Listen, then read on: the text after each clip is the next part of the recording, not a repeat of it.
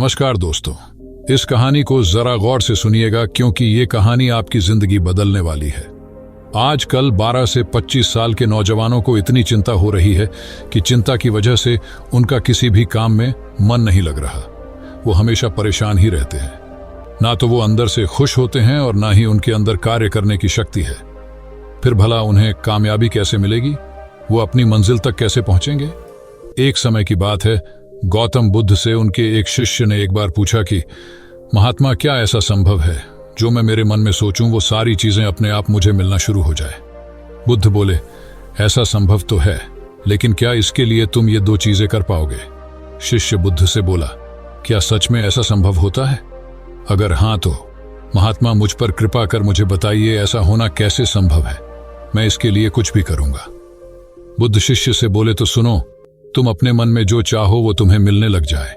इसका पहला उपाय यह है कि तुम्हें अपने मन को अपने नियंत्रण में लाना सीखना होगा। जब तुम्हारा मन पूरी तरह से तुम्हारे काबू में आएगा, तब उस दिन तुम्हें अपनी मनचाही चीजें मिलना शुरू होंगी। शिष्य बुद्ध से बोला, लेकिन गुरुजी, मन को वश में कैसे लाया जाता है और इस समस्या का दूसरा उपाय क्या है? बुद्ध शिष्य से कहते हैं, मन को वश में लाने का सबसे पहला और महत्वपूर्ण उपाय अपनी इंद्रियों को संयमित करना होता है।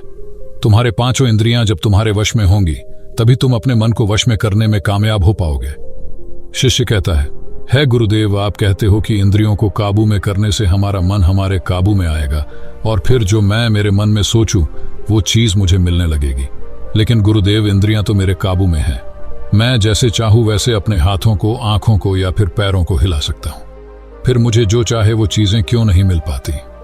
बुद्ध शिष्यों से कहते हैं, बालक, तुम अपने पांचों इंद्रियों की क्रिया के बारे में अपने मन में विचार कर रहे हो, लेकिन अपने पांचों इंद्रियों को अपने काबू में रखने का असली अर्थ यह है कि तुम्हें किसी भी भौतिक चीज का मोह न रहना। जब मनुष्य के मन के अंदर अलग अलग प्रकार के मोह उत्पादित होते हैं, तब उसका मन उन चीजों को देख दुखी होता है, जिस वजह से वो व्यर्थ की चिंता में फंसता चला जाता है। वहीं जिस इंसान का मन उसके काबू में होता है, ऐसा व्यक्ति किसी भी प्रकार के मन के छलावे में न फंसकर अपने लक्ष्य की ओर अग्रसर होता है, और वही व्यक्ति जीवन में आगे जाकर अपने लक्ष्य को पूरा कर जीवन में सफल बन पाता है। शिष्य कहता है, हे महात्मा, मन को वश में करने का सही उपाय क्या है? किस प्रकार मैं अपने मन को अपने वश में ला सकूंगा? और गुरुदेव, दूसरा उपाय क्या है जिससे मैं अपनी मनचाही चीजों को पा सकता हूं? बुद्ध शिष्य से कहते हैं, तुम्हें अगर अपने मन को वश में करने का उपाय पता करना है तो तुम सामने दिख रहे पेड़ के नीचे 1 महीना हर दिन 2 घंटों के लिए मौन रहकर ध्यान करना सीखो। जैसे ही तुम्हारे इन 30 दिनों का सफर खत्म होगा, वैसे ही तुम्हें अपने मन को काबू में करने का उपाय मिल जाएगा।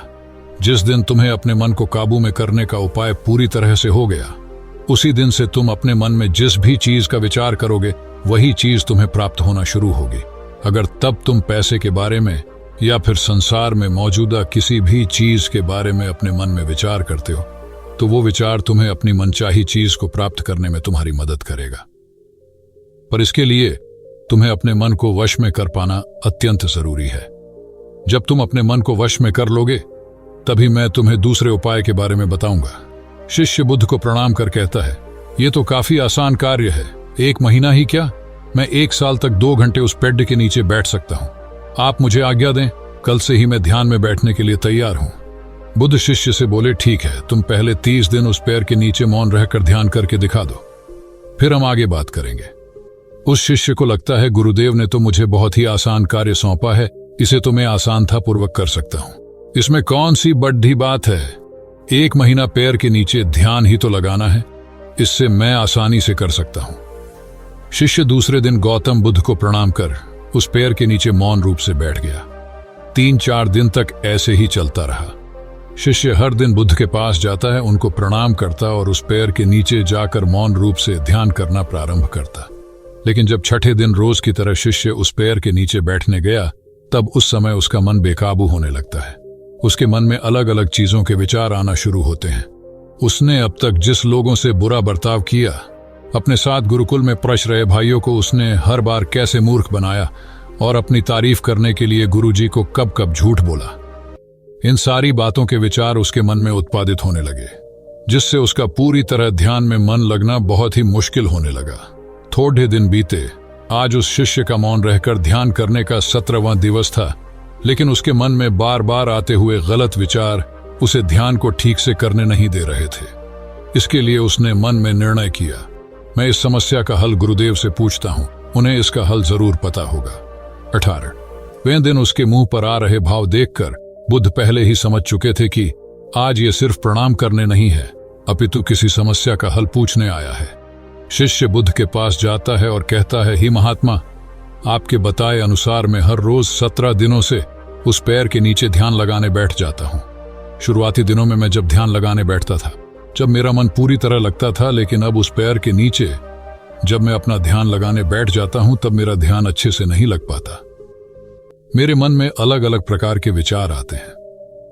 जो विचार मुझे आते हैं उनके बारे में सोचकर मुझे अपनी सोच के ऊपर गुस्सा आने लगता है। मैंने अपने गुरु भाइयों के साथ कितना गलत किया, कितनी ही बार मैंने आपसे प्रशंसा के खातिर झूठ बोला। इन सभी गलत और विचार मुझे अंदर से दुखी करते हैं और मेरा ध्यान टूट जाता है। मैं सोचने लगता हूं कि मैं कितना गलत था, जिसकी वजह से मेरा ध्यान पर मन लगना तो दूर में ध्यान करते समय इन्हीं विचारों से जूझता रहता हूं। है महात्मा, मुझ पर कृपा करें और मुझे इन गलत विचारों को अपने मन से पूरी तरह खत्म करने में सहायता कीजिए।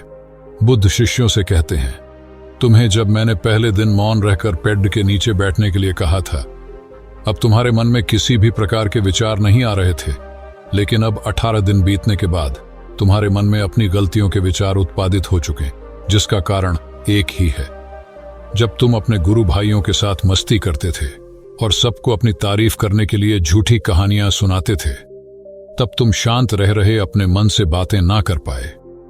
पूरे दिन गुरु भाइयों के सामने बढ़ावा करने में समय व्यतीत करते थे, लेकिन जब तुम अपने अंदर अपने मन से बातें करना प्रारंभ किया तो तुम्हें अपने आप ही अपनी गलतियों के बारे में विचार आने शुरू हुए, जिसका कारण एक ही है। व्यक्ति अपने आप से किसी भी सवाल को पूछता नहीं है। लोग शांत रहकर खुद से बात करना पसंद नहीं करते और दूसरों से अपनी समस्याओं का हल पूछकर उदास होते हैं। जब इंसान अपनी किसी भी प्रकार की समस्या का हल शांत रहकर अपने आप से पूछता है, तब उस वक्त उस व्यक्ति की बुद्धि खुद ब खुद उस समस्या को हल करने का रास्ता उस इंसान को बताना शुरू करती है। जब तुम अपने आप से बातें करना प्रारंभ करते हो, तब तुम्हें खुद की अच्छाइयां और बुराइयां दोनों दिखना शुरू होती है, जिसका फायदा तुम्हें भविष्य में होना शुरू होता है। यानी जब तुम्हें अपनी गलतियां दिखती है, तब तुम उन पर शांति से काम कर अपने आप ही आगे बढ़ना शुरू कर देते हो। क्यों? जिस वजह से तुम अपने मन में जिस भी चीज को सोचते हो, उस चीज को प्राप्त करने का रास्ता तुम्हारी बुद्धि तुम्हें दिखाना शुरू कर दी है। बौद्ध कहते हैं, इसलिए मैंने पहले ही दिन तुम्हें बताया था, जैसे जैसे तुम शांत रहकर अपने मन से विचार करना शुरू करोगे, वैसे वैसे तुम्हें अपनी मन चाहे चीजें मिलना प्रारंभ होंगी। बुद्ध शिष्य से बोले, गुरुदेव, आपने मुझे दूसरा उपाय बताने का भी वादा किया था। मुझे लगता है वो उपाय इससे आसान होगा। कृपा कर मुझे दूसरा भी उपाय बताइए। बुद्ध शिशु को बोले, मैं तुम्हें दूसरा उपाय तुम्हारे 30 दिन पूरे होते ही बता दूंगा। शिष्य बुद्ध को निराशा भरी नजरों से देखता है और वहां से चला जाता है। थोड़े दिन बीतते आज उस शिष्य के 30 दिन पूरे हो चुके थे। शिष्य बुद्ध के पास चला जाता है और बुद्ध से पूछता है गुरुदेव, मुझे मेरा मन इतना हल्का क्यों लग रहा है? आज मेरे मन में पहले से कम विचार आते हैं और मेरे मन में किसी चीज को प्राप्त करने का मोह भी नहीं है। लेकिन गुरुदेव, दूसरा उपाय क्या था जिसे आपने उस दिन नहीं बताया? बुद्ध शिष्यों से कहते हैं, दूसरा उपाय था ही नहीं, बस मैंने तुम्हें इसलिए दूसरे उपाय के बारे में बताया था क्योंकि तुम ध्यान के इस 30 दिन में भटक ना जाओ।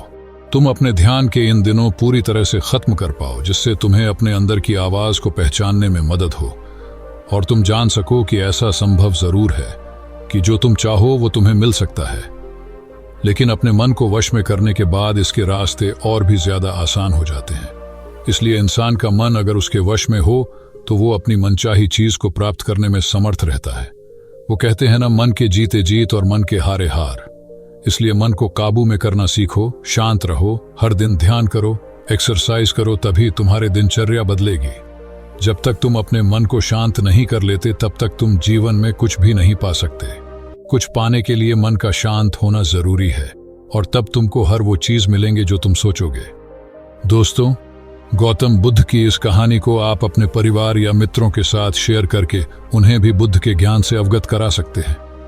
बाकी अगर ये कहानी आपको अच्छी लगी हो तो इस वीडियो को लाइक करें।